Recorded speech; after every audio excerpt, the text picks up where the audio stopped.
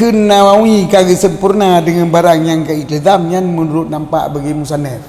Tahu musannaf bagi muhar bagi Rafi'i. Jadi yang di bagi Rafi'inya yang kuat. Yang di bagi Rafi'inya yang kuat.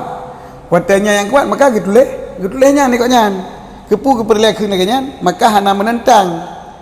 Akan demikian oleh istidraknya Nawawi di hatinya Rafi'i itu akan tasih bak beberapa tempat yang akan datang bak masalah istidrak tasih yang tanyakan. Istidrak tasih itu li Rafi'i pendapatnya kuat. Lagi mesti jamaah ke Rafi'i yang kuat, pendapat yang kuat dalam mazhab jamaahnya adalah hukum sunat muakkad.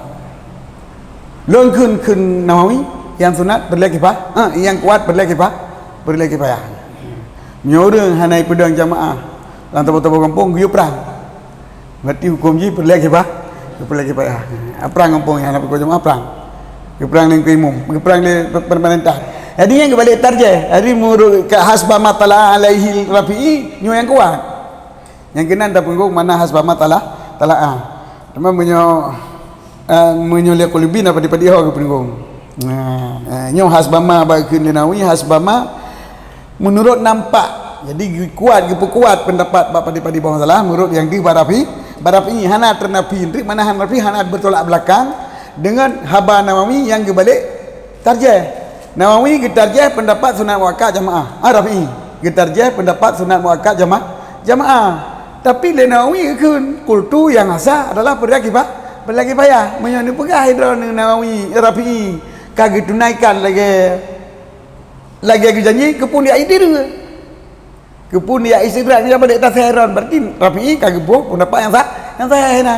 Nyo kana akui maka gekun le Jalal Mali ni Nawawi akui pendapatnya Rafi'i kagak jalankan menurut hemat goknya atau menurut yang nampak bagi Rafi'i. Jadi menurut pemisahan Rafi'i kuat sunat muakkad.